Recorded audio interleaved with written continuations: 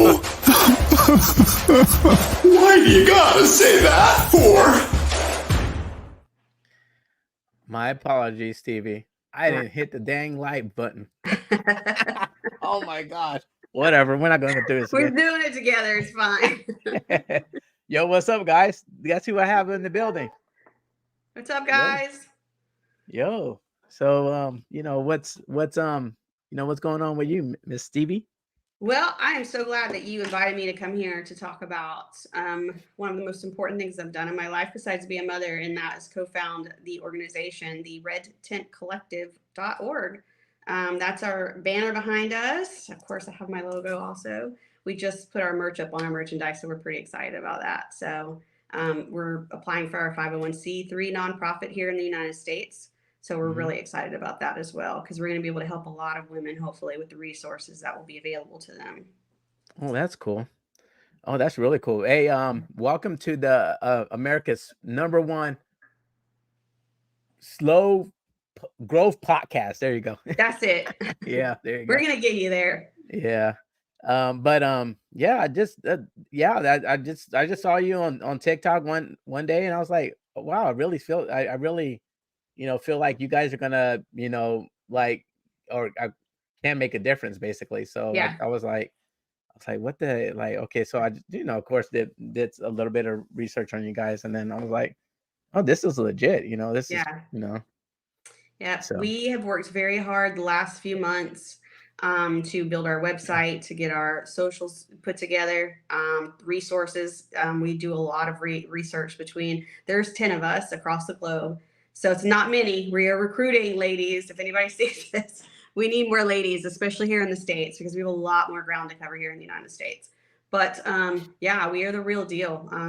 Like I said, we're really hoping to get our 501c3 nonprofit, which is why we started with our merchandise.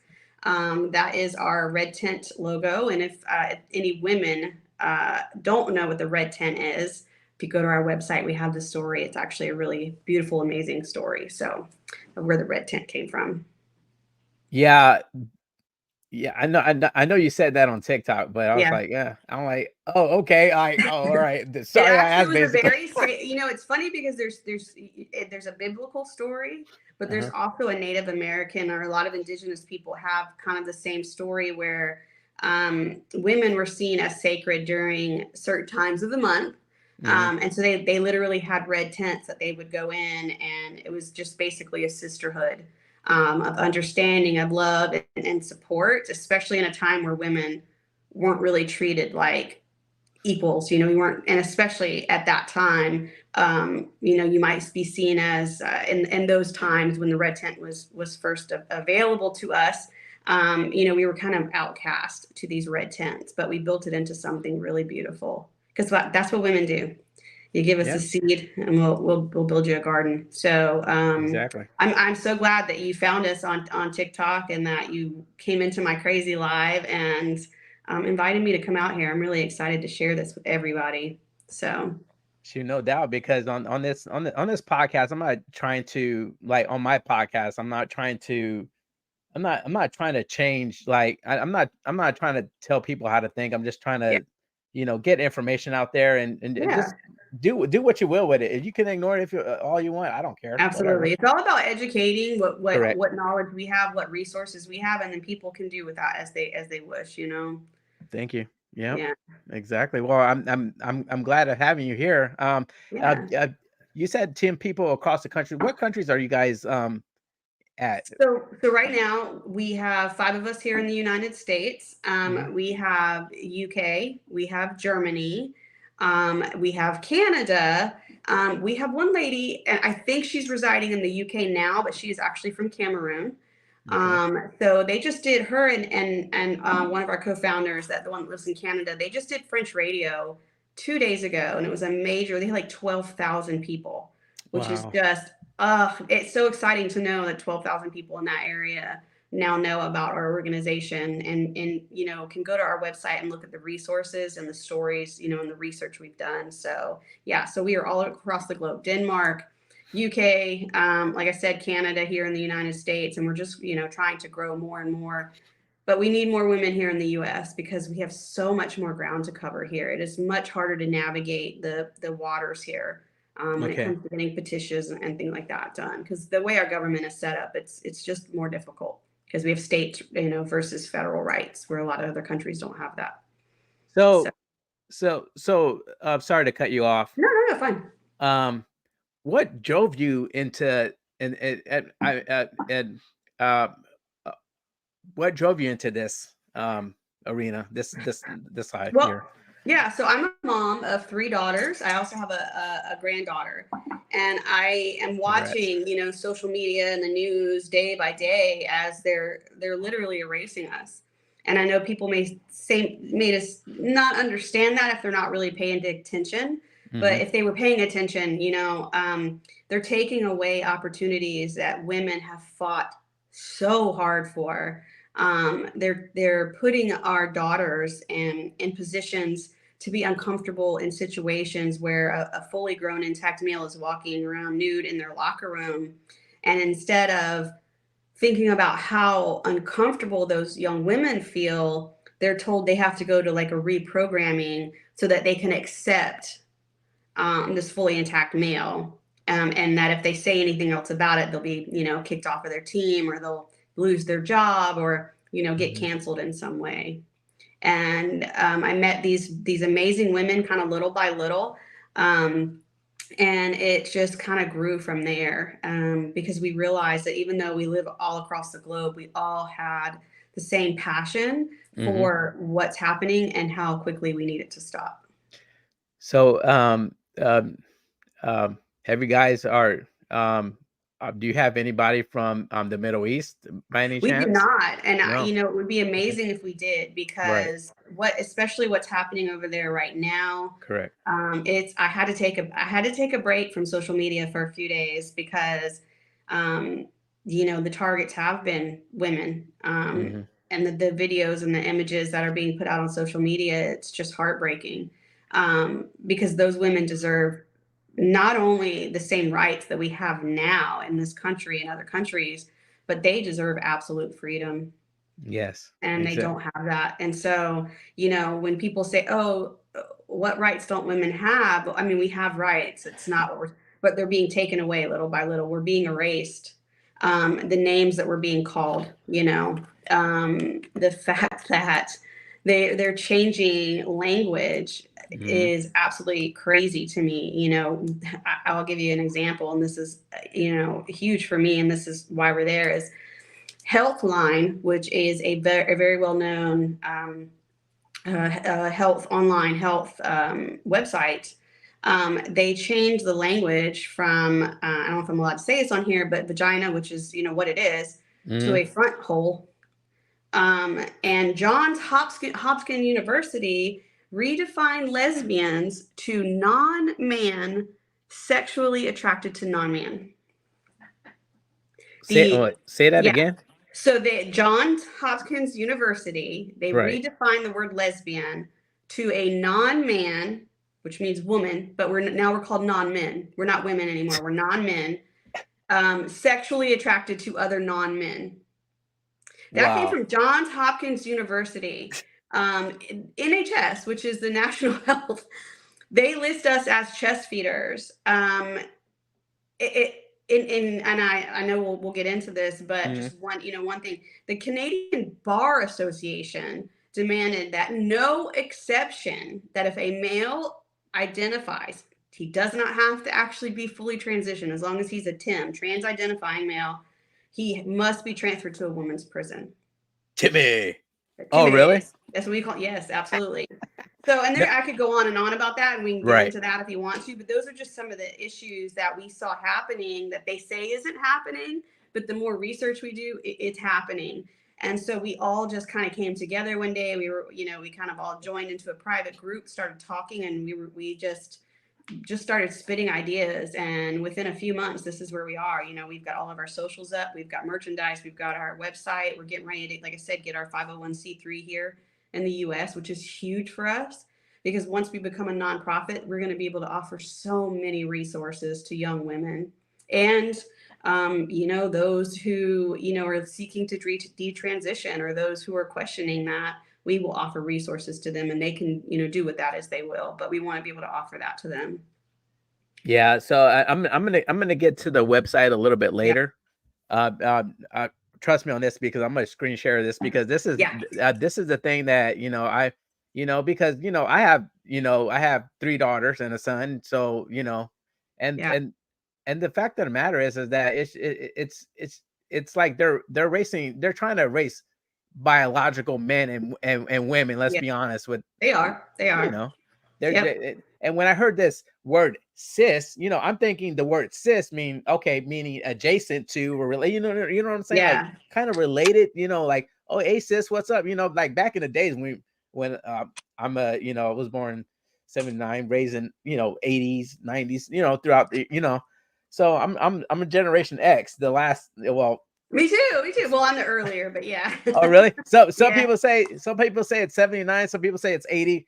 Whatever, I don't care. The older millennials too are awesome. So they're raised in our era, basically. Yeah, they're kind of the zennials, as I like to call them. They were kind of the back end, Yeah. of that. So they're just as fed up with the with the BS Yeah. as we are. And if people would actually do their research on cisgender, Yes. I'm looking up the name. I always forget his name. It's like Dr. Siskovich, and I know I'm probably pronouncing that wrong. Mhm. He was a known pedophile, and he was a sexologist, which is a real thing. And he's actually the one who redefined the word cis to mean cisgender. So I don't really think that we would want to get any of our names or any definitions of what we're going to call ourselves from such a terrible person. And that is just absolute fact. That's who came up with the word cis. He's the one who redefined it, and it's not okay. No, it's not, because I was like, because they use cis male, cis woman. You know what, dude? Or whatever you are, dude, I'm a man, and you're a woman. So it's like this. It's just like I said, the wordplay is strong in these people. I just don't. There's no. This is me. There's only 2 genders. That's it. As you can agree to that. Well, you can't. And when they go in for gender reassignment surgery, yeah. What are they getting? You only have 2 options. You're only going one way or the other. Exactly. So what's the point? I mean, it's so confusing, the way they do this. And then you have these couples who, the man becomes a woman, and then the woman becomes a man, but they're still together. So you're heterosexual. You just took extra steps. It's all very confusing. And can you imagine how confusing that is to a child? Oh, very. And this is what they're teaching. And if you are teaching math, teach math. I don't need you to teach my kid. I'm a homeschooler because of this. That term. So here's this. Okay, I'm sorry, I had to look it up because I wanted to make sure I gave you the right name. It was driving me nuts. His name was Volkmar Siskic. He was like I said, he was a German sexologist, and he is the one who redefined the word cis and put cisgender with it, because he wanted it to be opposite of what transgender was. Wow. But yeah, he was a known predator, and that's who these people are. That's what they're putting up there. That's where they're getting this term from.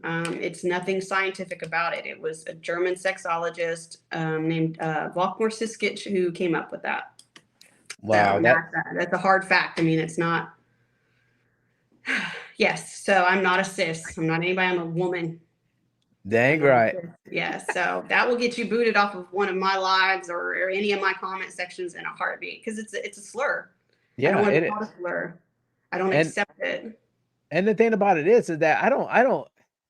It's just like I tell my son. He just turned 21 like not too long ago, and then I was like, dude, I was like, I just don't understand why kids, well, men these days, they want to be not saying that he wants to, not saying that. I'm not saying, I'm just saying his generation or whatever, you know what I'm saying? They want to, what's the deal about being a woman? Like, dude, just be a man, you know what I'm saying? Like, it's because it's my perspective. it's pushed so harshly on this generation, especially. Right. I mean, we've seen an explosion of this happening within the last few years. They really have targeted this Gen Z, and sadly, it's worked. But they have targeted them in a way that it's just, you've got gender dysphoria, Right. but not this many people have gender dysphoria. There is but it's also a mental illness, which people forget, that gender dysphoria is termed a mental illness, and they need to be getting these people true help, and not, they need to be getting, hey, Nat, they need to be getting them help, and not, like we said, it's not gender affirming care, it's gender affirming abuse. So they need to be getting the right mental health care, not medications that are going to literally destroy their bodies, and irreversible surgeries and damage. So there is a term, I hope I can use this on here. This is one that I've learned actually since coming into this, because there was a lot I had to learn, because I only knew what I was seeing on social media or in media. There's a term, it is called autogonophilia, and it is basically, it's a Greek word for love of oneself or love as a woman. And it is a male's propensity to be sexually aroused by the thought of himself as a female. This is a real medical definition. So you have gender dysphoria, which is a real thing, but you also have autogonophilia, which is a real thing. And what I think we're seeing a lot of is autogonophilia, these men, these Tims that we call them. Right. For them, it's pleasurable. For them, it's a fetish. It is not a true need to have gender dysphoria because they feel like they're living in the wrong body. For them, it's a fetish. And that's what we're seeing an explosion of, and that's why we call them Tims. Timmy! That's why we call them Tims. Because that's what it is. And, I have video doing this and doing the research that I've done. I have so many things in my head I wish I didn't have in my head, but I have video of these men who are going into our spaces, into locker rooms at the YMCA, or ladies' bathrooms, and they're doing things to themselves. They're videotaping it, and they're leaving their product behind on purpose, like they're wiping it on the door handles, or leaving it in places in our bathrooms. I have a huge collection of videos, not just one or two, but I'm talking probably 100 that I've found through my research, and most of it I got off of Twitter, because that's what really they allow anything over there. I can't post that anywhere else. I'd love for people to be able to see that, but I would instantly get banned if I shared that. Yeah. So on that, what do you do? On that says there's those who are truly suffering, and the fad, it's insanity. The fact, I'm pretty sure she meant the fact. Yeah. Sorry, I don't know which one of us went out there, but I lost my signal for a minute. So yeah, it is a fact, and that's what we're dealing with. It is. Yeah. Well, I mean, I blame Psycho, Norman Bates. I mean, do you think about it like that? I mean, yeah, absolutely. I mean, absolutely. That's what they do. It's like I said, it's a kink, it's a fetish, and people have weird fetishes. People they just do, and okay, but that doesn't mean that your fetish should fall into a category where now I feel unsafe in a place where I should feel safe, and now I have to worry about like I said, I have daughters and a granddaughter. Where I now have to worry about them, on top of all the other things we worry about with our daughters in this world. I mean, let's be honest, women are more likely to be victims of assault, and men are more likely to be the perpetrators of that. That's just a fact. But correct. So now we're not only worrying about those that we know about, now we're worrying about these that are using this and the law on their side to victimize us even more. Yes, and this is where I want to get into, but right after I play this video, guys, it's a 4-minute long video, but I want us to paint this picture, and good thing I have Stevie over here, so she can I at least I get a woman's perspective, and now definitely. So So, but I'm gonna go ahead and play this video real quick, and we will get to that. Let me go.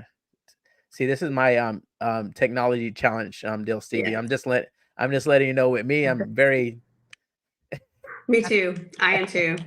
I'm like, what the frick, And dude? I have to ask the leader of our pack all the time. She's our IT guru. I have to ask her all the time. How do I do this? I feel like a grandma, like asking their kids to come over to show me how to use the remote. Exactly. Yeah, I'm the same way. And so all right, here we go, guys. All right. All right, dude. All right. Give me 1 second. Okay. All right. I gotta press play real quick. So Okay. dude, there you go. At a stage.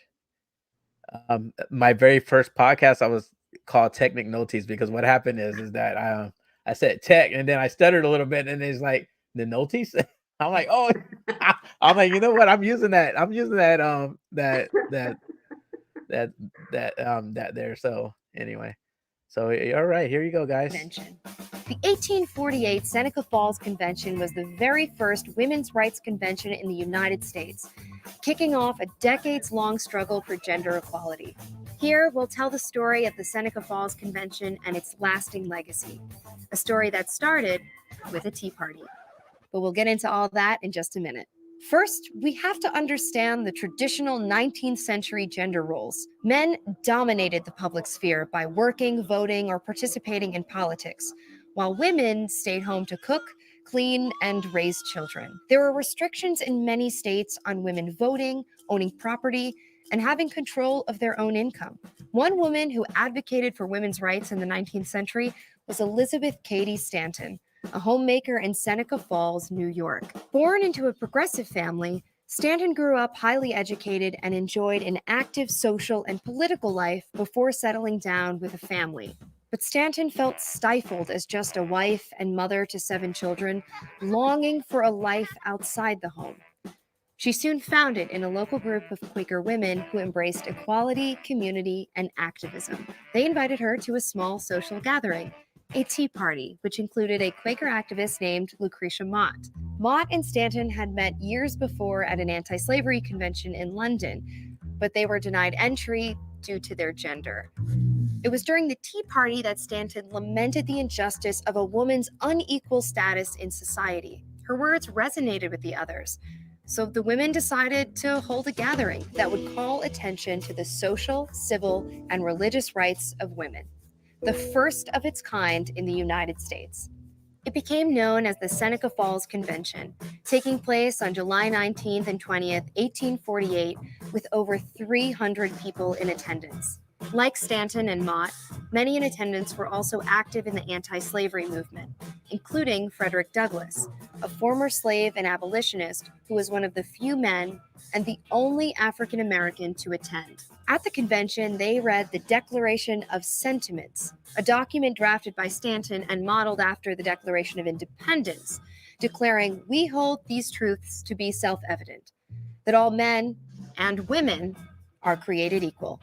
The sentiments outlined the civil and political rights denied to American women, which included education, property ownership, child custody in the event of a divorce, and most importantly, the right to vote. On the second day of the convention, 12 resolutions were passed and signed by 68 women and 32 men. The Seneca Falls Convention was the first time that American women demanded a change, and it caused quite a stir around the country. Many newspapers mocked them with unflattering political cartoons, while columns ridiculed the convention as dull and uninteresting or insane and ludicrous. One writer declared equal rights for women to be a monstrous injury to all mankind. The wave of negative press was too humiliating for some of the participants to handle, particularly those who had signed the Declaration of Sentiments. Several went as far as withdrawing their names from the document and joining the opposition. But public shaming didn't stop the movement. The impact and promise of the Seneca Falls Convention was undeniable. Women like Elizabeth Cady Stanton felt a renewed sense of purpose and threw themselves headlong into the fight for equal rights. A month later, a second, larger convention was held in Rochester, with the Declaration of Sentiments gaining 107 additional signatures. The Seneca Falls Convention would signal the birth of the women's rights movement. One particular resolution in the Declaration of Sentiments would evolve into a full-fledged crusade, the demand for women's suffrage. Decades of political organizing, marches, and protests would ultimately result in the 1920 passage of the 19th Amendment, which guaranteed women the right to vote, something that couldn't have happened without the Seneca Falls Convention. Yeah, I love that you chose that. Really, I do, because I mean, I think I briefly spoke with you earlier about that. We haven't had our rights that long. And so we're fighting like crazy to keep them. We like she said, it would be, they said it would be, monstrosity to society if we were allowed these rights. Women were kept at home because they didn't have public restrooms. And so that's, people don't understand why we're so like dead set on, keeping women's restrooms women only. Well, that's why. Because it was something we had to fight very hard for, just to have public restrooms outside of our homes so that we could actually leave our homes and not kind of be kept locked up. And that was something that was done intentionally. They did not have public restrooms for women. So yeah, we will fight tooth and nail for that. It's definitely, definitely a hill that we're all worth. This is definitely our hill. I will say that. Yeah, and the fact of the matter is that I mean, this stuff like this I can get behind. You know what I'm saying? Like, as a man, Well, we need that. Like, we're not anti-man at all. Like, we know that in this society, we need like strong masculine men who are not afraid to stand next to the women in their lives, and women all across the globe, and say, you know what, we don't want other men in the bathroom with our daughters, our mothers, our sisters, our aunts. You all have a mother, you all have women in your lives. So it's very, very important that we bring men into the conversation, which is why I was glad to do this podcast with you, because while our organization itself is for women, by women, we also understand in today's society, especially, we need men to fight alongside us. We need that. Like, we understand the importance of men in our society, as long as they're men who understand the importance of women in our society. Well, Yeah, I mean, at least you guys are not the she-man woman hating club. Oh no, we're not. No. Yeah, no, we're not the feminazis of days gone by. Go ahead, Steve. I'm sorry. Go ahead. No, it's fine. Like I said, we just really want to make sure. Again, this gets brought up a lot. I see this comment so often in my posts and other posts where women. We have some pretty big names. If you go on Twitter, like, obviously J.K. Rowling, I mean, they have come for her. Like, she's one of the most literary geniuses of our time, built this whole world for us to, live in imagination, and they've come for her. But because we're speaking out and saying, we want our own spaces. Wait a minute. Like, why is it so difficult to understand that? The little bit of opportunity that women get, don't take that from us. And that's what's happening. Yeah. And it's I'm going to be honest with you. It's basically, where was I going with this? Yeah. Anyway, I lost my train of thought. Sorry. So, all right, we're going to go to Nat's question. Hold on. Yeah. I saw she commented, but then I didn't know where it went. Let's see. She did several times. Says, when did it become a woman's responsibility to make a man feel safe? Exactly. Yeah, that's beta male energy. You know what I mean? Yeah. Well, and that's that. What I want to, if you don't mind, if I just jump off of that really quickly, because she's so spot on with that.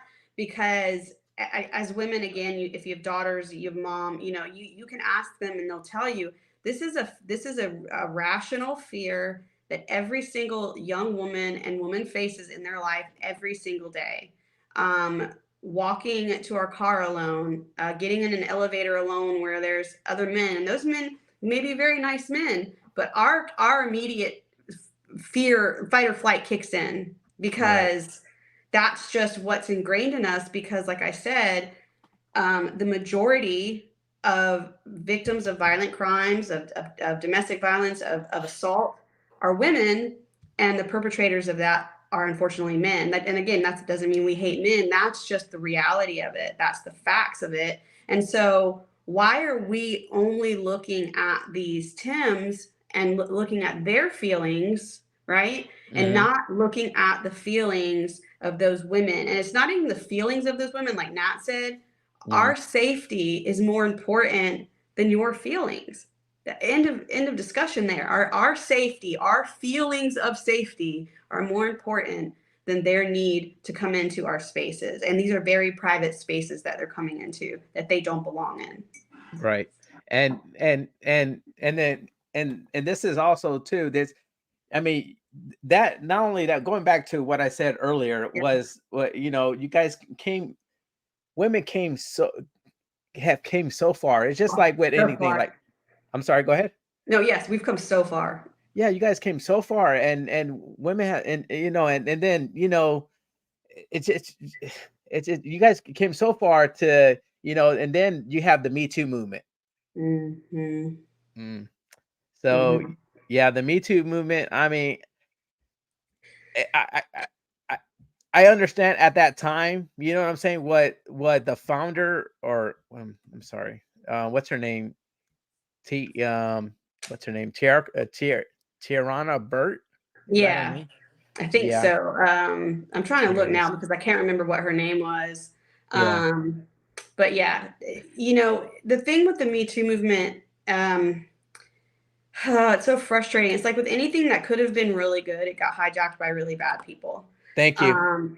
Yeah, and so it got hijacked by really bad people with really bad intentions. And we saw that play out so many times on social media and in the media when it came to certain political candidates or high-powered figures. And it's really just a way to destroy their careers. And so they latched onto that. I'm actually really excited because one of the actresses that brought down Harvey Weinstein, I get to meet her in January, and I can't tell you how freaking excited I am. Oh, really? That's cool. Yeah. So I don't know if I'm allowed to say her name on here or not, but Which one? she was Rose. You know, she got blacklisted from Hollywood because she was the one who came out and said, you know, he did this to me, and it gave more women the ability to come out and say that too. The problem with that is that's where the Me Too movement kind of started, and they took something that was real, that could have really helped us, and they completely destroyed it. Completely destroyed the whole narrative of what the Me Too movement was supposed to be. So we don't subscribe to that. See, and that's the thing though too, is that Tarana Burke. Sorry if I'm saying her name wrong, but yeah, she didn't want exactly what you were what you just got that saying. She didn't want that. She wanted to bring awareness to what you know, what she's been through, and that they went to exposing Harvey Weinstein. You know, I'm on Britannica, so .com, so and R. Kelly and stuff like that. But one thing that caught my eye, because you were saying it, you said it to me on my DMs on TikTok, was that they okay, hold on, I'm backtracking here real quick. it's fine. So it says the original movement, it says, well, Milano's tweet is largely recognized as a tipping point of the modern Me Too movement. It is not the origin of the phrase Me Too in the context of sexual abuse survivors. More than a decade earlier, community activist Tarana Burke coined the phrase through her nonprofit, Just Be Inc. In Salem, Alabama, Burke who was sexually assaulted as a child. Keep that in mind. This is where I'm going. The audience. Work with young, who was sexually assaulted as a child, work with young survivors, and found that the phrase Me Too could help assure others that they were not alone in having experienced abuse. Because of her years-long work prior to the viral hashtag, Burke is widely credited as the founder of the Me Too movement. Okay. All right. So let's go. I'm going to scroll down. You can I'm actually on it too. Yeah, I'm looking at the same thing you're looking at. So okay, and this is what got me here. Hold on. Dude, where's it at? Said something about gender identity, and when they said gender identity, I was like, Are you freaking kidding me? Mm-hmm. So we all know that we should all know the definition by now what gender identity is, right? Yes. So go back to her story. So how is that part of the Me Too movement now? It's not.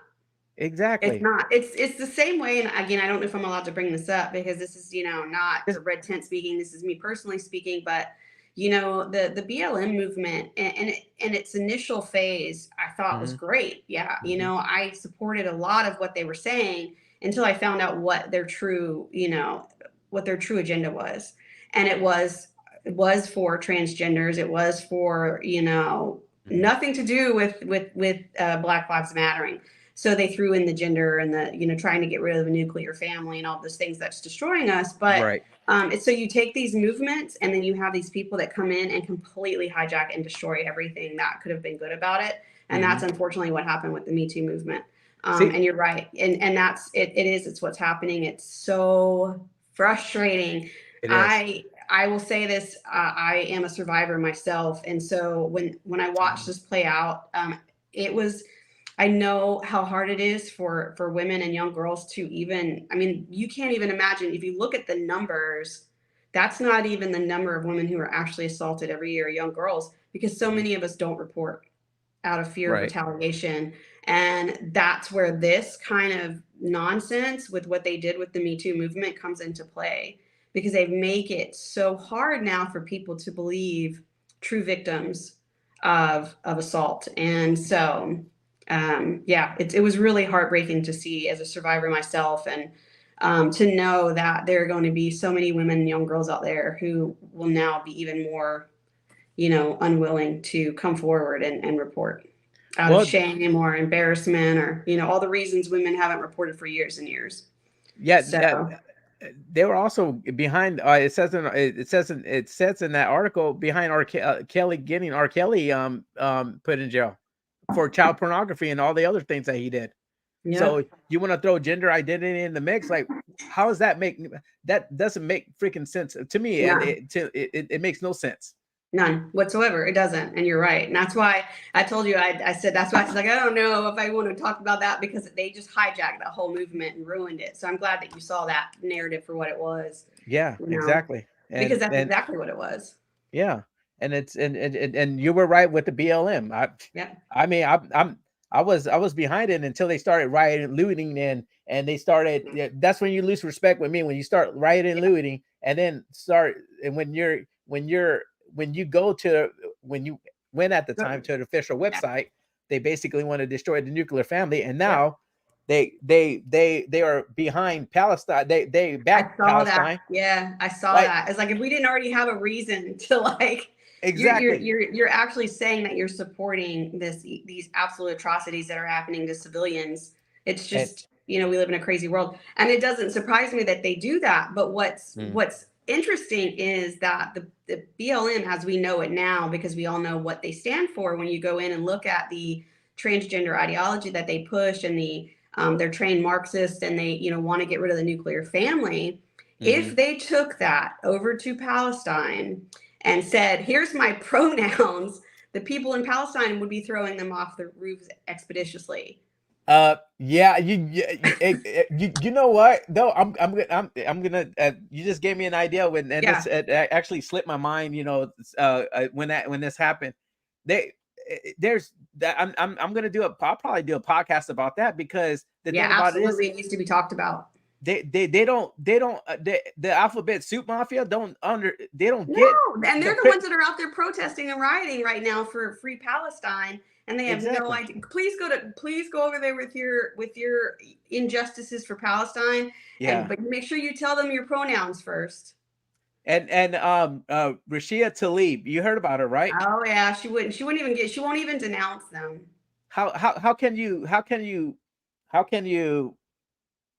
represent the alphabet soup mafia and now Palestine, knowing that what Palestine does to she's anti-Semitic.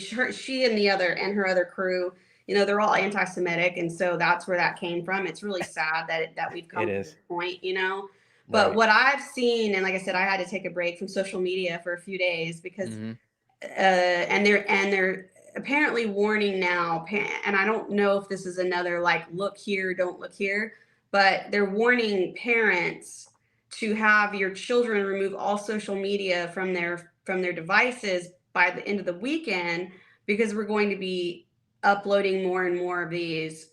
Hamas has said this, that they're going to be uploading more and more of these the violent attacks that they are recording. And what I've already seen has broken my spirit so much, because it was an attack on women and children. And you know, to see women like we talked about, you know, that those women in the Middle East need to be free. I would love so much to have some of them join our organization, because they don't need just the rights that we're fighting to keep. They need the rights that we have that they don't. They need freedom. That's right. You know, and I would love to be able to help them with that. I just, you know, how do we reach that far? God, you know, that's what I mean, that's our goal. Obviously, our end goal here is to literally make history and change the world for women, and to protect our children from this absolutely horrendous ideology that they're pushing on them way too young. Yeah, and what also drew me to this. Okay, well, collective. That I actually like the word collective better than organization. You know what I'm saying? Because oh, go ahead. Go ahead. No, I actually like the word. Actually like the word in collective, because if you, which I'll don't worry about it, guys. We'll get to their website. It's more like an umbrella of all this all this stuff, you know, that's primarily like for women, and also you know, children as well, you know, to matter. We want to hear what they have to say, what they want to bring to the table. You know, when I do the lives, and we're actually doing Twitter Spaces now on the Red Tent Collective on Twitter. Whenever we all go over, well, it's X now. So just look for those. Those are actually a lot of fun. I did one, and that was like, I've never done one before, so it's kind of neat how that works. But we want men to come in and talk and you know, have questions, because you know, obviously men and women are very different, but every man has some woman in his life he cares about, right? I mean, you've got to. And so if you're not doing it for any other reason, then do it for that reason. But we invite men to come into our, you know, our spaces, to talk to us, to ask questions. What can I do to help? What's going on? You know, that's why we wanted it to be a collective experience, because we just felt that was the most important way to make this work, was to make every woman's voice matter. Right. And the thing about it is that what I think, you know, sometimes, I mean, and I'm just speaking for myself, you know, when, you know, sometimes, you know, it could be very timid, you know, as you know what I'm saying? Cause, you know, like I was raised, you don't argue with a woman, you know what I'm saying? Yeah. a woman scorn, you know, blah, blah, blah. Oh, yeah. I'm like, shit. I'm like, yeah. But, you know, I do that most of the time anyway. But, you know, Yeah. but I'm like, oh, shit, you know, like, you know, but I mean, it's nice that, you know, men are starting to, get behind this, and, you know, get behind you guys, because it's, you know, you know, we all need to come together to fight this. Yes. Foolishness. And that's why I said, we're not an anti-anything group. I think that people automatically assume that because we're fighting against the trans identifying men, and this kind of ideology being pushed on young children, that we're automatically like anti-trans or anti-man or any of this. We're not. We're absolutely not that at all. We are pro-woman and pro-children. That's it. Like, we are going to actively be fighting to not only keep the rights that we have, but to protect whatever, you know, comes in the future. Because like I said, you know, we have children, I have daughters, and I don't want their futures taken from them. No. Because some man with some kind of fetish or whatever need he has comes in and takes those opportunities because he identifies that way. I can't let that happen, not on my watch. And heck no. Yeah. And again, that's why, you know, we say we'll take your money. You can't join with us because it's all women, but you can always donate. No, but you know, I had a young man come into my live on TikTok, and he was just such a sweet kid. He was in high school, and he actually gave me some great ideas on, you know, resources we can offer these kids in school, because it is being pushed down their throats. Oh, it And is. it was so refreshing to have him in there, explaining to us, what they're seeing inside the schools, and what resources he thinks would be beneficial to male and female students. Right. So we're always looking for ways to better our organization, however that may come, Right. but we do have to keep it as far as members has to be women, because we are women, by women for women, but we do need men Right. on our side, definitely, fighting alongside us. Yeah, and yeah, no doubt. Also, true. The reason why I wanted also want you on the podcast too was because you mentioned something about and then you said it about like 10 to 20 minutes ago. Oh, Whatever. But I wanted, uh, what got my ears like perked up was you said something about Tim's mm-hmm. being um in domestic violence shelters, and I Yep. never heard of that before. It's taboo to me because I'm like, wow. Yeah. So Like, there's a case. I'm going to see if I can pull it up. It is, like I said, I know we're going to get to the website, but right. there is basically what's happening is these trans identifying men. You don't even have to be a true transgender, someone with true gender dysphoria anymore. You Mhm. only have to be what we call self ID. All you have to say is, I identify as a woman. You can be standing there looking at me with a full beard, you can be a beer gut, whatever. And the law is taking his side because he is identifying. So trans identifying men are being allowed into our domestic violence shelters and into our prisons. And that is just, and they're going into these prisons where these women are literally caged. They're caged. They have nowhere to run and nowhere to hide. And so many of these women are being raped in the, probably if I cannot say that, are being assaulted in these prisons and in these domestic violence shelters. So we have all the cases here. Mhm. You can go, like I said, it's on our website under How Many Reasons, and we have cases from pretty much every country we could find so far, and we're still working on them because there's so many out there. But the United States has case after case after case of men getting into domestic violence shelters and into women's prisons. And you know what? I'm gonna get to that right now. Give me 1 second. Okay. Because I'm gonna play off. I'm gonna piggyback off of what you said too, because you have some good talking points. Okay. Because here we go with the homeless homeless shelters facing new transgender. It's on the Hill. Yep. It's the Hill article. Almost one in 3 transgender people seeking room at shelters were turned away outright. It says 55% were harassed, 25% physically assaulted, and 22% sexually assaulted in shelters they were allowed into. And that's just the transgender. Well, the thing about it is that the Department of Housing and Urban Development says a transgender person self-identified identified gender should be the determining factor for placement in a single-sex homeless or domestic violence shelter in a Yes. new guidance issued Friday. Yep. And this article was in 2015, but yeah. So there's actually, I'll just read this one just because I'm just gonna just pull right out from here. Mhm. So this is another reason why we decided to make this organization, and a collective. And this is why I said we're desperately recruiting women here in the States, because we have so much more ground to cover with how our government is set up.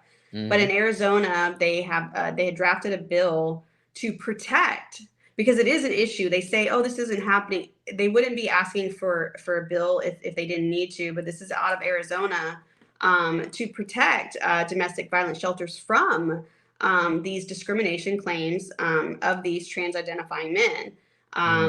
So I'm glad that they brought this about, but this is only one state, so that's the thing that's so hard about, working within the US law, because you have state rights versus federal rights. And so we have to go state by state to fight this. And there's only 5 of us in the US right now. So it makes it very difficult, because we have a lot of ground to cover and only 5 of us to do that. So, but they're putting these bills out there. And this one was drafted in January of this year because this is happening so often that they're just saying I identify as, and they're using, you know, gender equality to allow these trans identifying men into our spaces where women should not feel unsafe. That is literally the one place a woman should go and feel safe, because they're already traumatized. They're Yeah. already traumatized by abuse. And now Yeah. you're re-traumatizing them by allowing these. And there was a I don't know if we put it on here. There was a very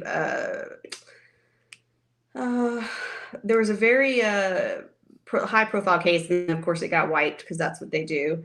Who had gotten into a domestic violence shelter, and he assaulted 2 women while in there. And I'm trying to find that story for you because I don't see where we've linked it yet. But yeah, so I mean, that's a huge issue, because that is, you know, where we need to feel the safest. And then it's happening in prisons all over, not just the United States, but it's happening in prisons in the UK. It's happening in prisons in Canada, and in other countries, because they're using these self ID laws basically. So they're allowed to self identify, and that is it shouldn't be that way. No, it shouldn't. Also, there's one thing here that says Alaska shelter can turn away transgender women following city decree. And this article was October 1st of 2019 in Anchorage, Alaska. This is here. It's a faith-based Anchorage woman shelter claimed victory on Monday in a lawsuit against the city over a requirement that it accept transgender women. The city has agreed to make permanent a judge recent order affecting the downtown Hope Center shelter. Conservative Christian law firm Alliance Defending Freedom and city attorney said in documents filed Monday in federal court. In August, United States District Court Judge Sharon Gleason issued an injunction preventing the city from applying its gender identity law to the center.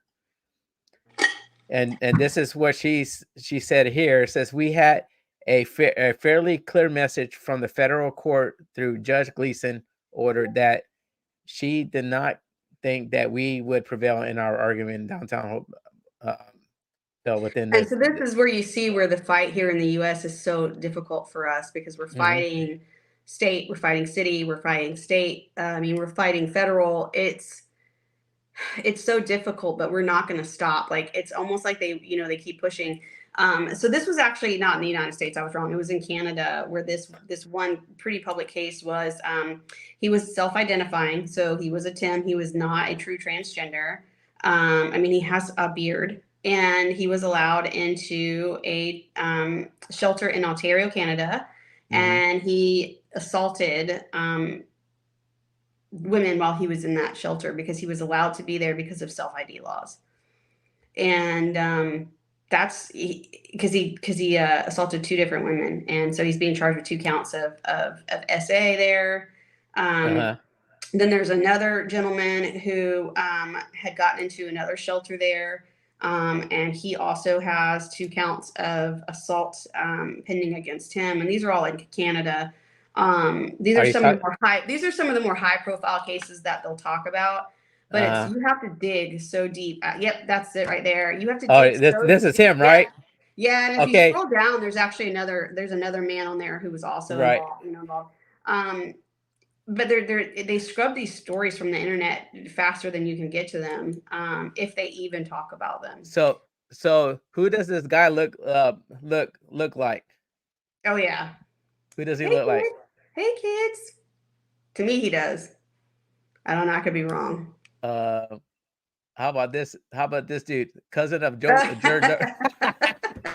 Joe Dirt. Joe Dirt, yeah. I found your cousin, Joe Dirt. Joe Dirt's got better facial hair, though. Yeah. Actually, he does, yeah. But I mean, how can you look at someone with a 5 o'clock shadow and be like, oh yeah, please come into our women's domestic violence shelter? This shouldn't be a problem at all. No. I mean, the thought process behind that is so, it's disgusting. And then the threat of lawsuit that so many of these places, have faced. There's another Tim that lives in Canada, who has sued several facilities there for not wanting to wax his, genital area. For Really? a gynecologist who wouldn't see him, sir. Like, sir, what is a gynecologist? You need to go get your prostate checked by a Yeah. urologist. What is a gynecologist going to do for you? Like, and he's trying to sue all these people, but it's more about attention, like you said earlier. It's clout with these people. Yes. It's a kink, it's a fetish for them, but it's also a mental illness. So, Right. but and so they're out there and they're allowed to sue, and it's just, Well, that's why we're doing. That's why we're doing this, well, because also, we will make history with this. well, also too is that Canada is and Nat or I think she's from Canada, right? She is. Yep. She's from Canada. She is our brainchild. I will tell you that. We love her so much. She is. Although we're a collective, when we have 10 co-founders, she really is the head of the class. Well, she said she might be familiar with this case because it's Canada's oldest rape crisis center stripped of city funding for refusing to accept trans women. Yep. That was. Go ahead. Yeah. The Vancouver rape relief and women's shelter Canada.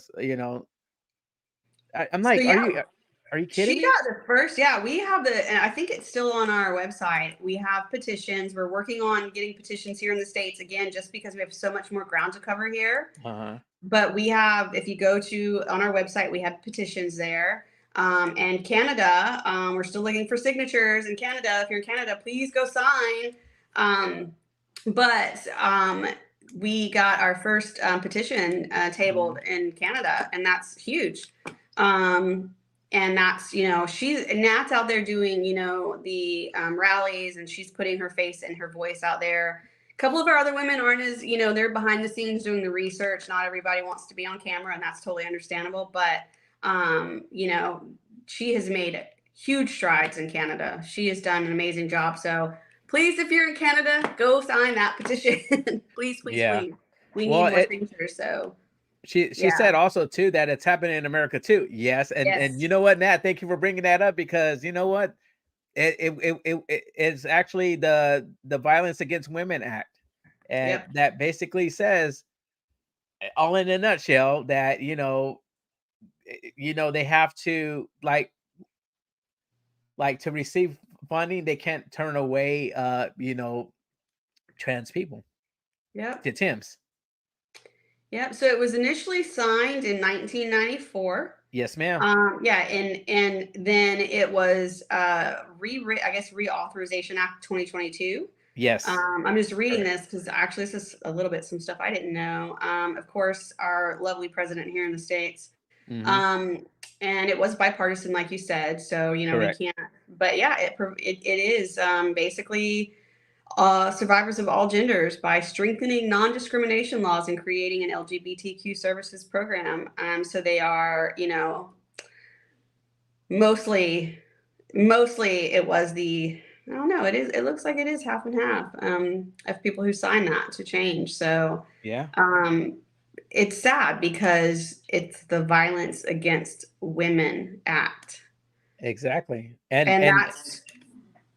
I'm sorry. Go ahead. Go ahead. Yeah, that's where our frustration comes in as women. They can call us whatever they want. They can call us TERFs. They can call us. I've been called the C word so many times. I'm like, great, I'm their leader. Whatever. We have meetings. I don't care anymore. You can't. Bigots and all the things. Like I said, look, they came after J.K. Rowling, and they're coming after one of the most legendary tennis stars. If you go on Twitter, Martina Navratilova. I love her. She was an icon when I was. Hold on, what? I look really? Martina Navratilova. She is on our side. The tennis player, right? Yes. Love her. You. If you just go look at her Twitter, man, she's going off the chain on everybody. I love it. Because for me, she was an icon as a child. I look up to women like her, And so for her to be on the right side of this feels really good. But to see people coming after someone who has contributed so much to women's sports as Martina Navratilova, and she's a lesbian. So that's, and she was like one of the first during that time period to proudly kiss her wife on camera after a match. So she's not only done a lot for women, but she's done a lot for that community as well. And, J.K. Rowling, obviously, that's where the term TERF came from. And we're talking one of the, like I said, she's a literary genius. I mean, she came up with this imaginary world that I'm a huge fan of hers. So, and they're targeting her all over social media. So it's just crazy. If you guys are still watching, this is Stevie. I'm with the Red Tent Collective. That's our banner back there. Please go to our website, theredtentcollective.org. We are desperately seeking women here in the United States. We are across the globe. We are currently in Canada, the UK, oh gosh, I lost my train of thought. Canada, UK, Denmark, and Germany, and of course here in the States. We have a lot of ground to cover here in the States and Canada, because there's only 10 of us across the globe right now. So if you're interested, please go and check out our website. Again, it's theredtentcollective.org. You'll see the initiatives we support, our petitions. Right now we have the one for Canada. So if you're in Canada, please go sign that petition. All of our socials are live. So please go check out our social media accounts. Okay, I'm done talking. No, you're good. I'm rambling through that. No, that's awesome. Thank you. Just throwing out my some stuff on our website, just so people can kind of get a feel for what's going on over there and what Yeah. And we're always looking for more initiatives to support. So if anybody has an idea, please message one of us. All of our information is on there. We are known as the Grays, the 10 originals. So you'll see a list at the bottom that says the Grays, and that's, you can pretty much send a message and we'll get back to you. And we're trying to engage with lawmakers. So that's on there as well. So if people have ideas about petitions and where we should go, oh my gosh, please, because like I said, the US we have a lot of ground to cover here. Like you just read off with Alaska and there's certain states that are passing laws, keeping transgenders out of women's sports as it should be. Mm-hmm. And again, I'll use the most famous case here in the US because there's so many of them, but the most well-known one is the swimmer from Penn State. I give a lot of credit to Riley Gaines because she has faced unimaginable hate and violence. I mean, she was held in a room for 2-3 hours. Yes. People were attacking her and it was just sad to watch, but she has faced all of that and she has not been silenced. And that's what we need more of, is women who are not afraid to stand up and fight against, I have been silenced. I've had so many accounts on here on TikTok and Facebook banned because I dare say trans women are trans women. That's it. There's no hate there. There's no bigotry there. That's just truth. So real quick, Miss Stevie. So do you actually get banned or? Banned. Yeah. Okay. My main account, I had 21,500 followers. Wow. Because I noticed with TikTok and some of the socials out there, social media outlets out there, what they'll do also too is not only not totally ban you. Some will totally ban you, but they will actually slow your reach. Yes, well, that's what they've done to this new account that I have. Yeah. Too, so yeah, that's crazy. Yeah, that's what they've done to this new account I have because I'm on my 9th TikTok. Wow. I was really upset to lose my main account because I had worked so hard to get that many followers. 21,000 and some change was a lot. And I did this a lot of work. It takes a lot of time away, but it was important to me. Yes, we are 10 founding members, 200 members total. Thank you, Nat, for those numbers. So yes, we are, but we are looking for more. So please, go check out our website and see if it's something you want to be a part of. Yes, over and over, let women speak. Yes. There you go. So yes, I told Nat, I told him if he could just go on YouTube.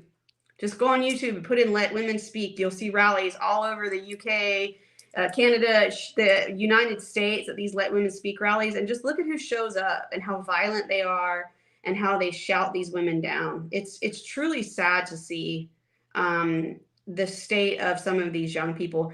And it blows my mind too to see young girls especially helping push this narrative to take away their own rights. And I don't even think they realize it. They're doing it in the name of inclusivity, but these people don't want to be inclusive. See, and that was one thing that it's what I said in a previous podcast when I did trans women manufacture men, Yeah. that podcast episode, I what I was saying is that my ex coworkers, I call him ex because basically he's deceased now. So right, I'm so sorry. yeah, no, it's fine. But basically before we died, we had like like basically a shop meeting. You know, they went over, you know, what you were supposed to do, you know, as far as inclusivity, and so I piped up and said, "Whatever happened to diversity?"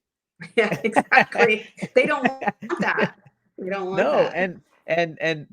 and then basically my ex-coworker goes, "I thought inclusivity. I thought we were including everybody." I said, "Yeah, Yeah. exactly." I mean, But you know, not everything needs to be inclusive. thank you. I'll say this is I look at like our military, and my husband's a combat veteran. He was injured in Iraq, 3 tours. You know, I mean, he was from the old school military, like we're Gen X. I mean, he joined the military in '92. But so the military has changed quite a bit. And now they're coming out with this inclusive language. And I was watching a Senate hearing, and it was just baffling to me, this language that they're now using, where they're talking about toxic masculinity. What is the military supposed to be? And Right. why some things shouldn't be inclusive, and I think it should start in the military. United States military should be one of those. Yeah. You know, we don't need to be inclusive there. There are Yeah. a lot of people who don't get into the United States military for other health reasons. Mental Thank health you. should be one of them. Yep. And we shouldn't be paying for their care. No. If you have someone who can't get into the military because say they have a hernia, which is easily fixed, right? Mhm. And that's the thing, you have a hernia, you don't get in, but they want to have these lifelong, you know, people. What she said, was. Oh yeah, so what she's saying there, when I was saying if you go and look up some of these videos, it's just absolutely aberrant behavior that is happening at these rallies, where women are not up there saying we hate men. You know, I told you we're not anti this. All we're saying is leave what we've fought so hard for alone and fight for your own spaces, fight for your own sports. We had to do it. Now it's your turn to do it.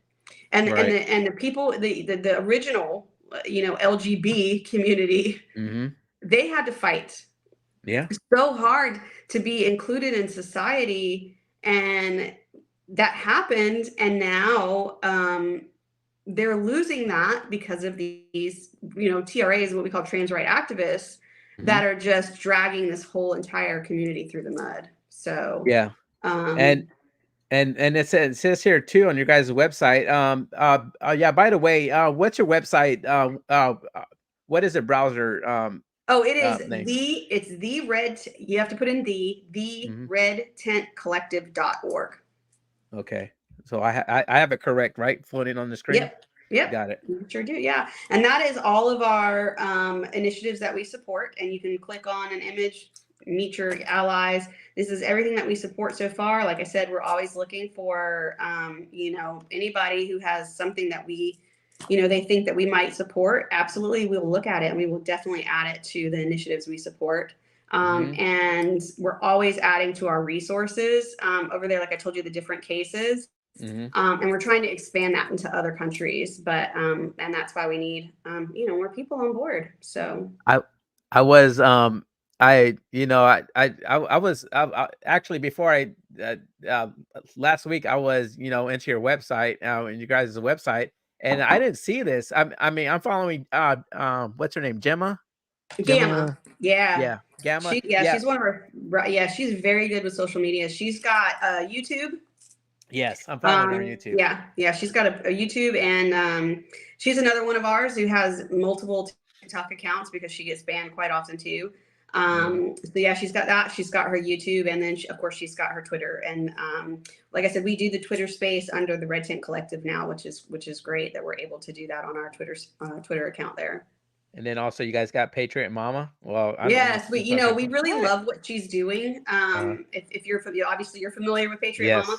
Yep. Because like I said, we are fighting for kids, and it's not just trying to save kids from an ideology. But when we say we're fighting for kids in every way that is possible, because that is our future. And we can't sit idly by and let it happen what is happening. So when the subject came up and they were like, hey, do you want to partner with her? It was just across the board. Yes.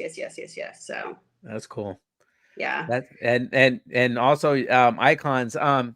Dude, my gosh. I saw a video on YouTube, and I forgot where it was. It might have been the Liverpool one that Nat brought up. Icons was on there, and I'm like, what? And because I remember seeing that, or somewhere in Europe, there was a case that had that. I can't put my finger on it, but it'll probably come back to me when I look at the history. But anyway, I saw the icons. I'm like, okay, icons in here. So they're part of the Red Tent Collective. I'm like, oh wow, okay. Yeah. So, and also what got me is that you guys have the gender mapping project. What is that about? Oh, as far as what we're supporting here? Yeah, what is this about? Then it's I'm gonna share it so everybody can see it here. Yeah, please do. Yeah. See, gender mapping project. So basically what it's doing, and I don't know if we discussed this in the beginning of us going live or not, but talking about the puberty blockers, they're not puberty blockers. It is a medication that is being used experimentally off label to stunt puberty or pause puberty in children. And this is something that I told you is so close to us, because they're picking these children younger and younger, and this medication is doing irreparable. It is not that when they say it's reversible, it is 100% not reversible once they do that to these children. And so that's what that project is about, is putting that out there. Like I said, there's links that I can send you. But the one that was kind of impactful for me was it's on the, I think I told you earlier, I gotta go back up here. It's the National Library of Medicine. And it's the NLM. And it's so frustrating because it's right there in black and white. It talks about how dangerous these are, and you're talking about the bone growth. So you're going to be giving children these experimental drugs that are being used off label, and they're going to have osteoporosis by the time they're, in their late teens. And it is what they use to chemically castrate sexual offenders.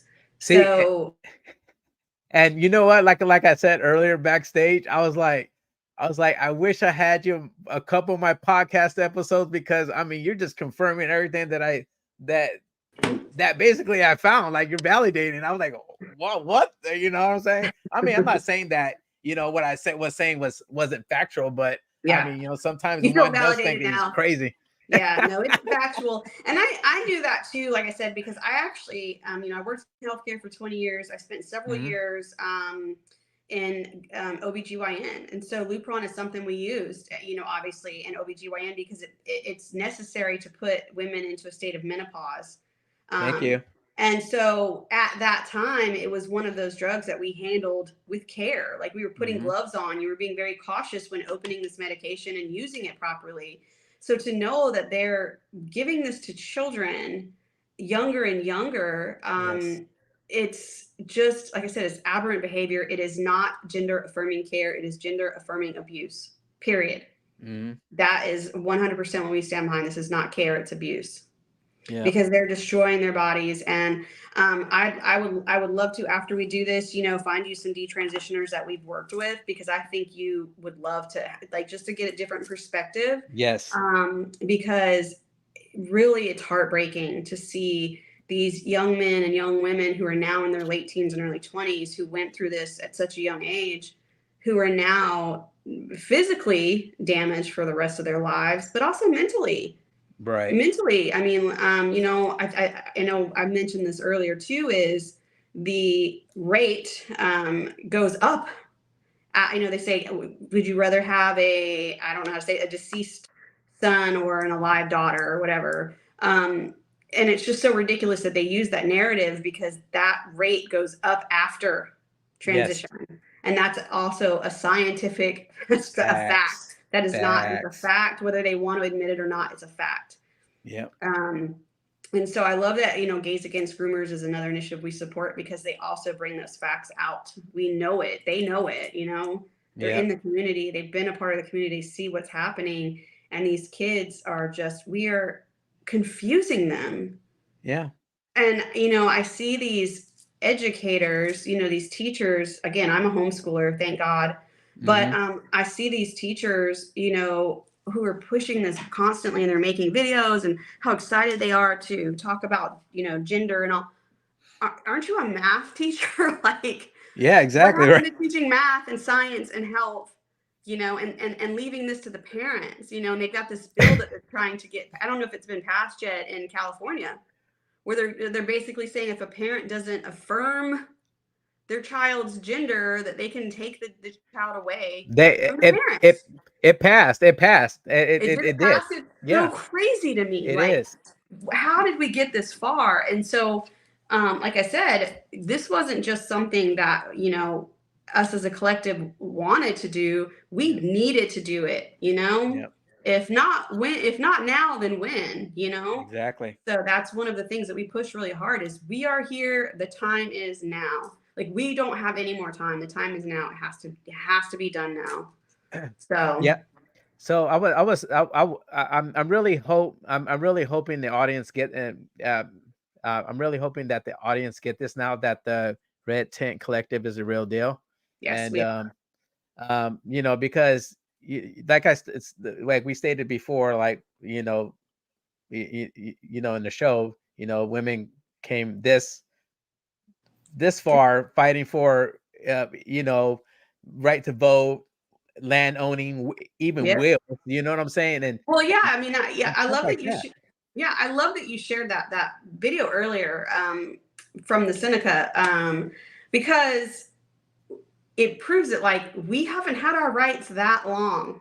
We're not giving them up, and again, it goes back to, women have always been supporters of people who are marginalized groups, or minorities, because we know what that felt like to be seen that way for so long. And some of us, I mean, there is still, we still have somewhat of a patriarchal society. And it's just funny now that we're allowing, once again, men, but this time it's men who identify, so it's a men in a dress, to now take over women's rights. Like, if women's rights are anti-trans, wouldn't that make trans rights anti-women's rights? Exactly. To draw the parallel there. So it almost feels like, to many of us, that we let the wolf into the hen house, so to speak, because women have always been supporters of the LGBTQ movement. I mean, that's the truth. And these Tims have completely turned on us. And I don't see what that says. Well, yes, that is so true. I'm gonna read it out real quick. Okay, Oh no, give me 1 second. Predators will do whatever it takes to get their victims, be it woman or children. These men will do anything, including self-mutilation. Correct. Yes, Veronica, that's so spot on. I've actually mentioned that in some of my TikToks that I've done, when I would just be kind of going back and forth with people, because they always bring up, well, what about the church? Well, what about the priest? We are not denying that happens, because predators will use anything that they can to get close to their victims. That includes churches, that includes schools, any way that they can hide in plain sight, they're going to do it. And she says, because I just watched. So Posey Parker is she's the founder of Let Women Speak. Yeah, if you know who that is. So no. Okay, so I was telling you, Let Women Speak is Posey Parker. She is if you go look it up, she's just adorable. But Anyway, so she does the Let Women Speak rallies, and if you go and watch any of those YouTubes that she's posted, she did come here to the United States, and kind of one of the things I love that she did is if you remember the case in Loudoun County, Virginia. Yes. It was the student who the school district was allowing him to identify, again, a Tim, a trans identifying male, into the female spaces. He assaulted a young female student at one school. Yes. Well, instead of reporting that, they silently moved him to another school. Yes. Where he did the same exact thing to another student. And so while she was here in the States, she showed a lot of how women don't have freedom of speech in this country, because her rallies, these angry, violent mobs would show up to shoot these women down, shout them down. But when she went to Loudoun County, like, I just gave her so much respect for that, because that was one of the biggest cases that people keep trying to say isn't happening. Oh, it's not happening, but we're proving time and time again that it's happening. So, but yeah, that's who Posey is. So I'm glad she found us through her. But yeah, so that she's the Let's Women Speak rally. She's the founder of that. If you've seen the logos, the T-shirt that says woman, and then the definition is an adult human female, like she pretty much wears that to all of her rallies. That's what's up. Yeah, because that's what it is. If you look up the definition of a woman, is adult human female, and they're trying to make all these crazy definitions and redefine. You can't do that. Biology is what it is, but what the point that she made about predators finding any way they can in, and self-mutilation, that goes back to what I told you about autogynephilia. They literally get pleasure from thinking themselves a woman. Yeah. And I didn't know Nat was Dr. Seuss. I'm just joking. I could care. So if you'll read out what Nat just said, or I can read it out. She go did ahead. An amazing speech at the rally where she's at in Quebec, I think is where you were at, Nat. And it was so freaking powerful. Look, I got goosebumps just thinking about her speech. She did this amazing speech, and it was so badass. But she says, I could not care any less for a man in a dress, but I'm seeing a pattern, I must confess. Because it's true. We are seeing a pattern of, I just love you, Nat. So yeah, her speech was so badass. Yes, it was in Quebec. That was one of the best speeches probably that I've seen at any of those rallies. I have it saved because I'm so proud of her for going out there and speaking, not only on behalf of the Red Tent, but on behalf of all women, But also too, they have I believe you have it on your website too, right? Of her? I think Nat, I don't know if she probably did. I don't know. Nat, did you? Let me see if she's in my, look at my Discord. It's called Women Speak Out, and then Yes. It was one of the best speeches I've seen at any of those rallies. But it's also on our social medias, and so we have all of our social medias linked on there as well. So it was an amazing speech. Gives me goosebumps every time I think about it. The first time I watched it when she was doing it, I was crying. It was so awesome to see one of my sisters, out there doing that. So but yeah, because we're seeing a pattern of it, and we're here to say we're not going to take it.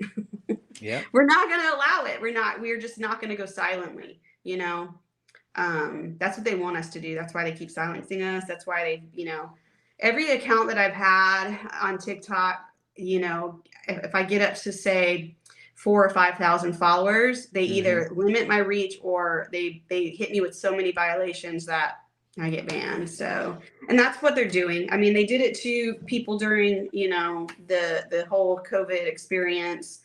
So it's not new. When you start speaking truth, though, they ban you because they don't want to hear that narrative. Yeah, that's true, though. That's true. Yeah, it's what social media does. Anytime there's someone speaking out about the mainstream narrative, they're going to try to silence us. The thing is that we're just not going quietly. Yeah, you know what, Nat? That's fine, because it says it may get your live on YouTube shut down. Rumble would be safe. Haha, just put it out there. No, it's fine. I have 4 viewers on YouTube, and I just checked Rumble. I have 7. So YouTube do whatever they want to do. Matter of fact, I took a survey today, for a better experience, and I told them on the survey, I'm like, it's sad that people on either side of the aisle, whether they talking for or against, or they're speaking truth or whatever it is, they get censored. Yeah. And they work their ass off trying to get at the level they're at, that they have to go to another app just to get work harder and pick up where they left off. Because and I think that they think that that it's a deterrent for us. Correct. And for some people it is. Some people will go quietly. We just happen to not be those people. So yeah, actually too, we're the jokers. Whatever doesn't kill you make you crazier. Yeah. Yeah, for exactly. real. I mean, you have to think of the stuff that we research and the things that we see. It gets to you sometimes, but yes. And that's why we're doing this, because we know what's happening out there, even though they're saying it's not. It's those things that's not happening, that's happening. And you post that, and then they shadow ban you and all of that stuff. So yes, exactly, Nat. It does. It proves our point more and more. If the more they silence you, there was what? Oh, I have to look this up because it was from the Game of Thrones. Oh, what did he say? La la la la la la la. No spoilers. I haven't got done with season 1 yet. Okay, no. So this is just crud. He made a quote. I'm gonna find it because it was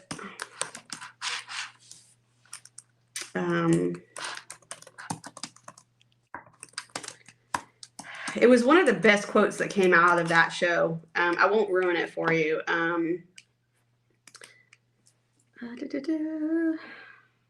No, I'm gonna have to find it and put it back up there. But there was a quote from that show where basically it's like, when you're trying to, silence your enemy, you're only proving their point.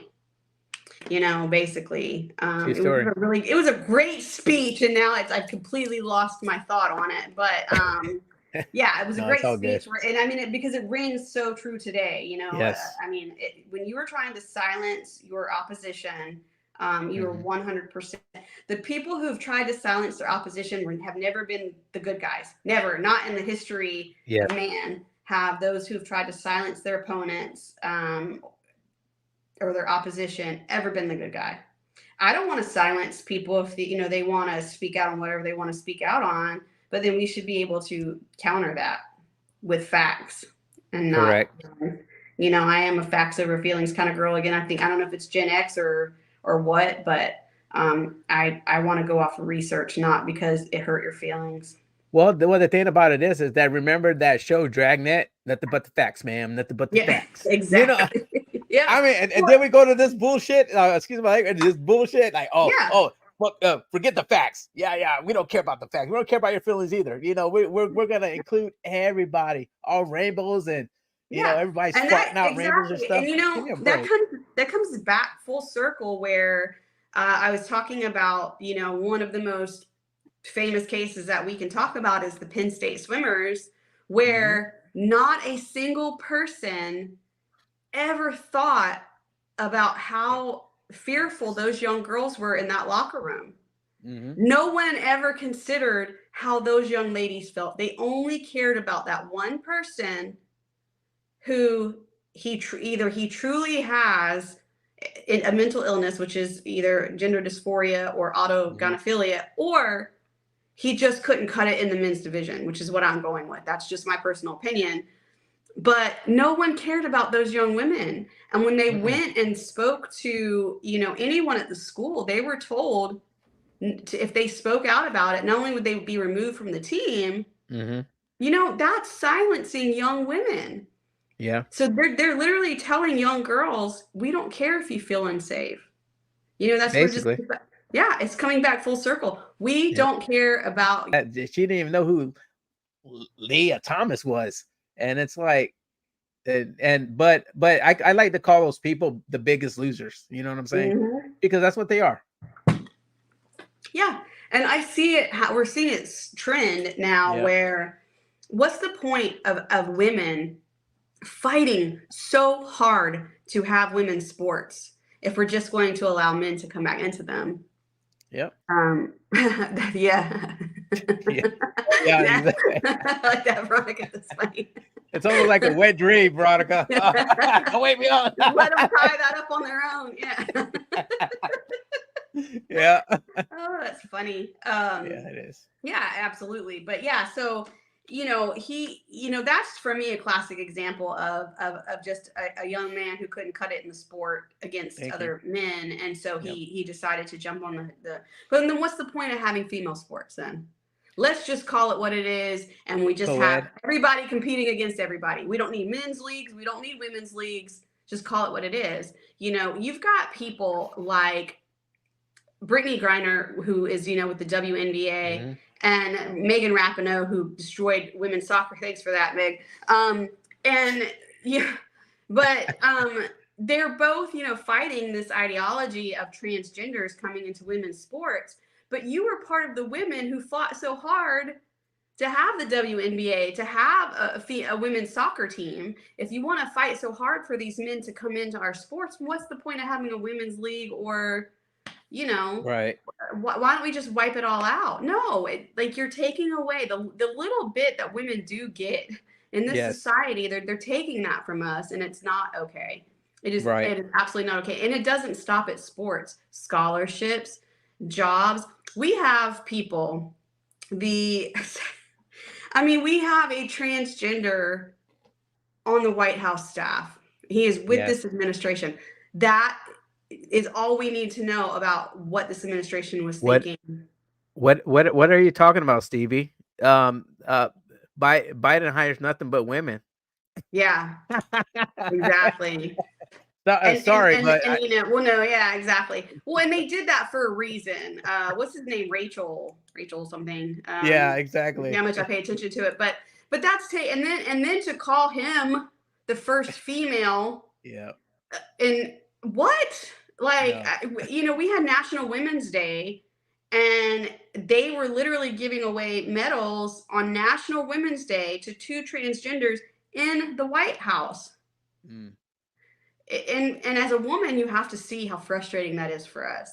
It is. Because again, I'm thinking about not just, I'm older, but I want my kids and my grandkids to know that, my mom and my grandma, she didn't stay silent. She didn't sit on the sidelines and just watch this happen. She was actively fighting, literally till I take my last breath, I will be fighting this because this is my hill. And that's why, like you were saying, we are the real deal, because we are the women that are in this group. We are all, this is our hill,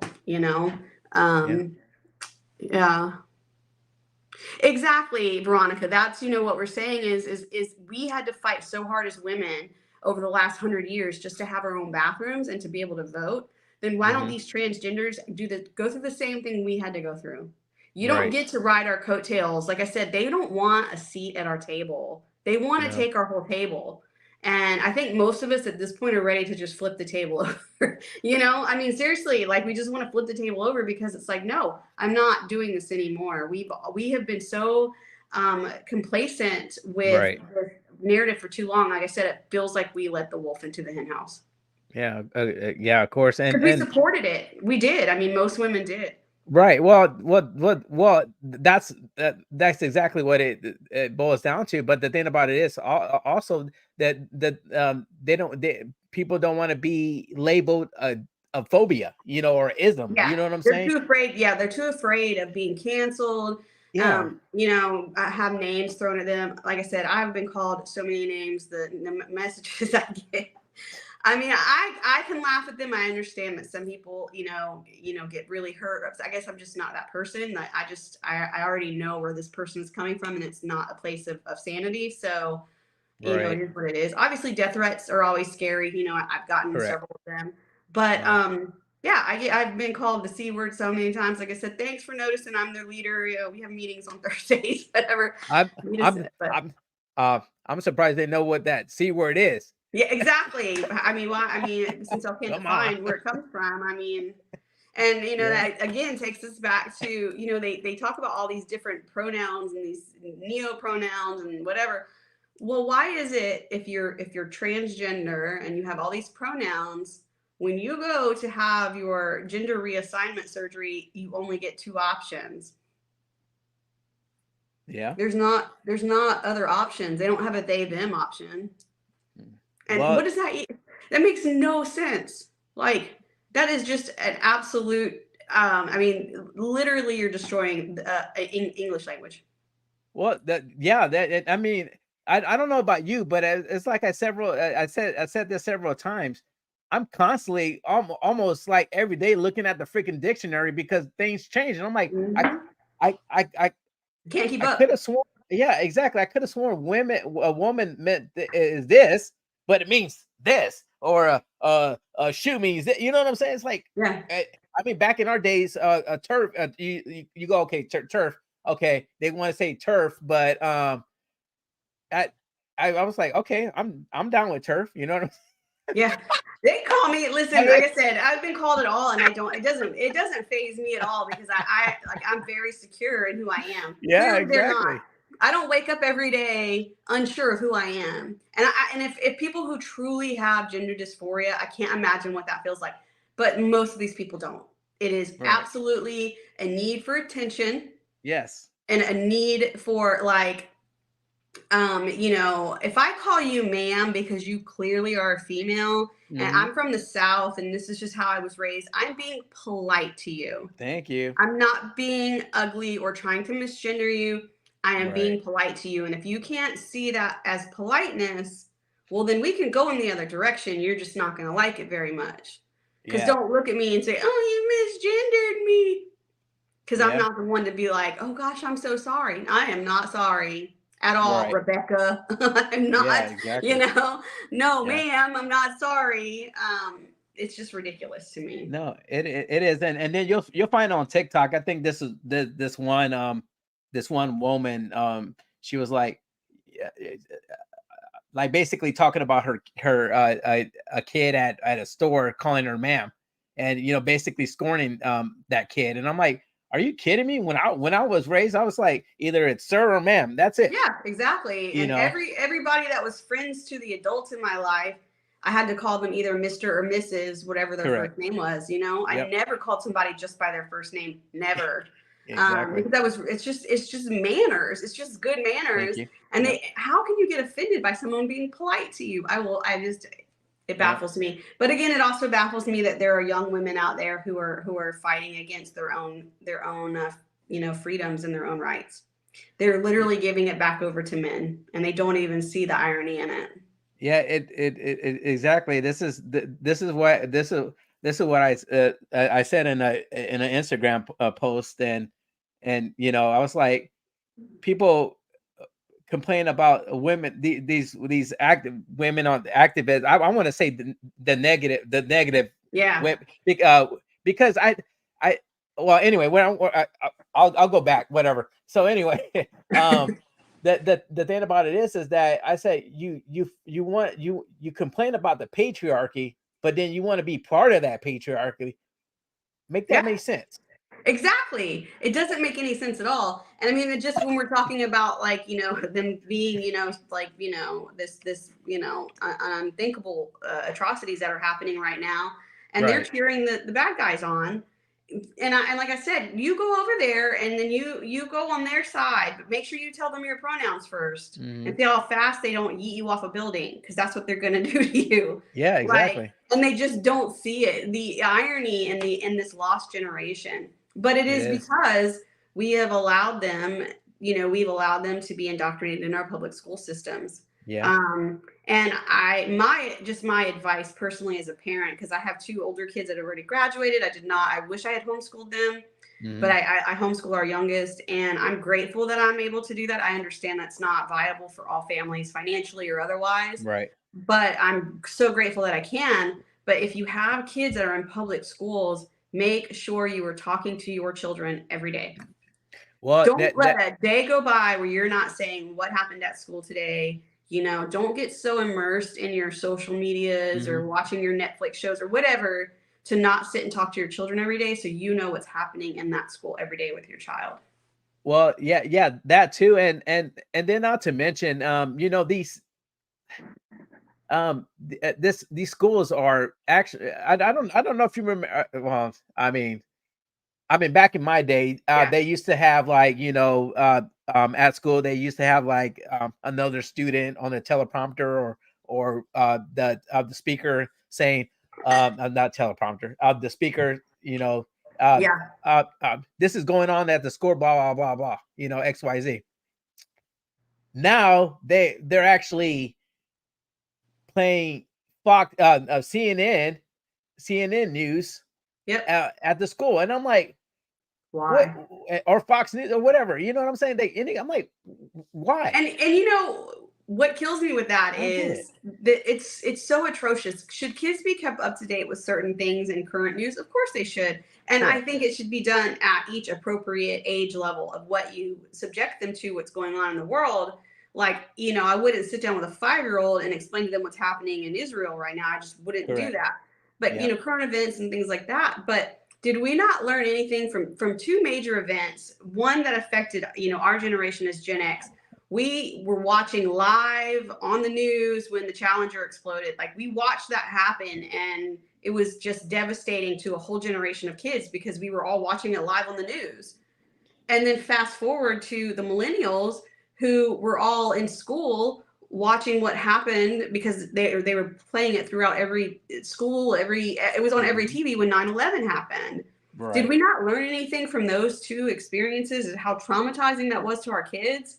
And maybe Right. it's not always appropriate to Yeah. like push that in down their throat. So, and if they're doing it now, all they're getting is one side of the story because that's all media is showing. Yeah, exactly. Yep. Yeah. Now, And if they tell you to look here, look over there. Look over exactly. here. I promise. Don't look here. Look over there. So Yeah, and it's funny how we go to questioning, from question everything to just shut up and yeah. and take your medicine, basically. Yeah. Yeah. You'll You own know, nothing and you'll be happy. Is exactly. their narrative now, and yeah. So So yeah, we're not gonna sit back quietly. Like I said, so many of us in this group have been banned and shouted down and all of those things, and it's not going to stop us at all. Like we're just not the women to back down from this fight because it's way too important for us. mhm. There's an organization I've been researching, and once I took it on, and once I started deep diving, it was a lot more than I expected. But it's called GLSEN, GLSEN. And I found out about it during the whole Target debacle, right? Mhm. And so GLSEN is an organization, GLSEN, and basically what they're doing is not only are they putting out narratives to young kids. They have this website. If you go to it, if you can look it up, GLSEN. You go to their website. It's they have like a safety where you can close out of it really quickly if you're a parent or somebody sees, but they are supporting school districts like what's going on in California, that bill that just passed. They're supporting financially other school districts being able to transition your child behind your back, change their name, all of these things. And they are financially supporting that. But what's scary is when I started to deep dive into this organization, the amount of companies that we shop with, that we buy their products, who are funneling money into this. And so what started out as what I thought was going to be a small project has grown. And I feel like it just keeps getting bigger and bigger the more I dig into it. So that is obviously something that we are actively fighting against. And most people don't even know that GLSEN exists. I didn't until the whole Target thing, and there's still people that are just unaware. So that's the first time I ever heard of that before. yeah, yes. Yep, they are an organization. They were, like I said, if you remember the Target debacle, so they had that artist who was making their whatever, and he was the images of the stuff. Obviously, his stuff got pulled, but I think it was Ab Pralin was his name, and his stuff is pretty violent towards cisgenders, right?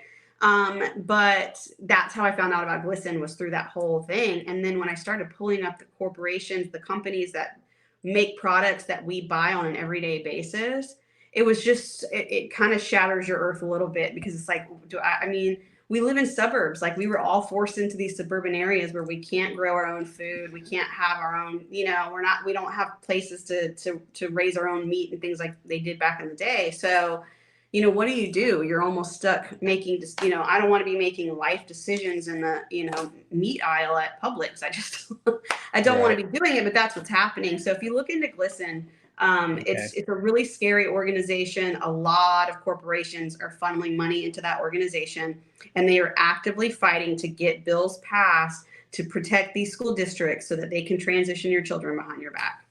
And it's right there on their main page of their website. It lays it out for you. Yeah. So definitely look into it. Like I said, what I thought was starting out as a really small, I'm going to do a little fluff piece on this. And then, I mean, the deep dive has just been, you know, and then trying to find what small companies are that are, you know, there's a lot. It's a lot. It's very deep. That rabbit hole is very deep. So, but I will be putting an article out about that. And that's something I've been working on for months, honestly. So I would definitely check into it. So, you know, if your state or, you know, where your children are at in school, definitely look it up and see if you're, you know, where your school district is, if they're in the crosshairs of that, if your kids are in public school, make sure you're talking to them every day. I can't push that enough. Don't let these social media influencers who are, you know, hey kids, no, absolutely not. Absolutely not. You shouldn't be talking to an adult on social media about something so big as changing your entire life. Thank you. Yeah, at all. Like, why are you trusting some stranger on the internet? Even me, you know, don't listen to me. Find an adult that you trust. If it's not your mom or dad or your guardian, you need to find an adult that is safe. And I know that's hard to do, but find an adult that is safe that you can talk to. And instead of us doing this gender affirming abuse that they're doing to these kids, why don't we affirm who their children are? Love themselves for who they are right now and show them how they can grow in that person and not become someone else. Yeah, it exactly. And it's like you said before, backstage, and you know, it's all this transitioning stuff that's going on. You know, people, you know, kid, you know, the fact of the matter is that after they transition, they're unaliving themselves. Yes, because and the rate goes up exponentially after transition. Exactly. After transition, so they try to use those numbers to scare parents. You know, I've seen it happen, and like just some, you know, in my personal life, I know some people it's happened to, and they try to scare them with that tactic. But if parents would just take a minute and really research that, the numbers actually go up after transition, and the mental health of those people gets worse after transition, which is why we're seeing these young people who were kind of forced into transition now detransitioning. And speaking about their experiences, and it breaks my heart to see them being shouted down too, because they're speaking about real life experiences with something that we're trying to push on other young kids, that was pushed on them as young children, and it is completely irreversible damage that they've done to their bodies. So it's not reversible, and no, it is not reversible at all. And you can't reverse it. No, you can't. And once the damage is done, it's done, guys. You know, I mean, but I noticed too, to switch the topic. I know you guys have some merch in there. Yes, we are so excited. Our merch just came out. Look, I got my hoodie. It is so soft. Oh my God, this hoodie is so soft. And I'm not just saying that because I'm really picky about my material. Yeah. This thing is so nice. Now I like them big and fluffy. So, but we have, I got my coffee actually has a lot of coffee on the stains there. But we have lots of merchandise. Everything is going straight into our foundation to help us get this thing going, because we are fighting some really heavy duty people here, and you can't, you know, unfortunately you have to have money to fight. And we are, like I said, trying to get our 501c3 nonprofit here in the United States, which will be even better, because then this will literally go straight into our resources that we're trying to provide to people. Not just, you know, people who want information on detransitioning, women who need advice on domestic violence shelters, And then obviously fighting, you know, I'm obsessed with the hoodies. Oh my God, Nat, when I got it, I was like, yes, it's so soft. I'm gonna sleep in it. But I live in the South, so it's too hot for that. But exactly right. yeah. I live in Florida. I live in It is Florida. way I'm too like, hot. bro, I can't wear a hoodie. Not Yeah, right now. like I wore it today. I was like, I'm not going outside because it's like 75 degrees. But no, I love it. There's these hoodies, I'm telling you guys, are so soft. But when you're, you know, when you're supporting our organization by buying our merchandise, you know, it's going into these straight into these resources. We are literally doing this, like everything that we've done, this is all volunteer at this point because it is so important to us. But like I said, unfortunately, we have to have, you know, we have to have money to, you know, fight these people because we have a huge fight ahead of us. And we will be posting that as soon as we get our nonprofit status. I'm super excited about that. So it's going to make us a lot easier. And it's just in time for the holidays too. Yes. Oh my God. Yes, I love Keeps that. us Yes. And I'm merch, telling guys. y'all, these hoodies, oh my God, like Nat said, I'm obsessed. It is so warm and soft and like, it is probably one of the best. This is definitely that hoodie that you would steal from your boyfriend if you had one. And, you know, we got we got tees. We got tees. We do. We have t-shirts. We have bumper stickers. We have patches. We have, as you can see behind me, I think you can see it. We have our big banners here. Oh, hold on. Give me 1 second. I'll take that out in a second. Yeah. So I got that back there. Awesome. And like I said, my very well-worn coffee all over it, my very well-worn coffee mug that I drink out of. And our slogan is, you know, well-behaved women seldom make history, and we are not well-behaved, so we are here to make history. Which is like why I said you can't shut us off. You can't shut us down. We are not going quietly for sure. So yeah, please check out our website, buy some merchandise. Please support this cause. It's so important that we protect our daughters, we protect our granddaughters, your mothers, your grandmothers that came before us that literally were stoned, you know, exactly. just for fighting their right to have. Yes, well-behaved women seldom make history. Yeah, I mean, these women before us, it wasn't witches that were being burned at the stake, it was women, and people forget that. So by supporting us, you know, you're supporting keeping their memory alive and keeping that for the future. So yeah, man. Yeah, no doubt. So we're 153. So yes, thank you so much for having me. Yeah, no doubt. But before we end the show, Yeah. I like to end the show on, you know, not that it wasn't, you know, we didn't have any fun times, you know, joking, but I like to end the show on a good note, you know, so to speak. So it's heavy topics that we talked about. So exactly. So it's time for some. Here you go, guys.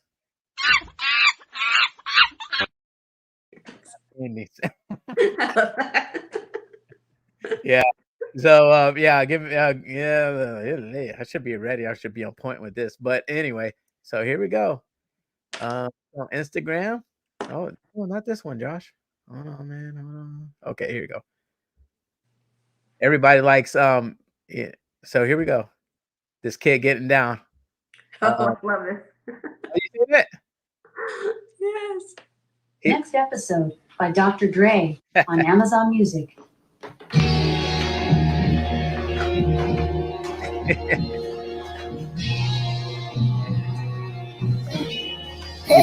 He doesn't shoot Thug Life. Thug Life shows him. I love it. I love the little lean back. Yeah. Oh, that's funny. Oh, too cute. I love that. Thank you so much. That was great. Yeah. There you go. Yeah. Too funny. I loved it.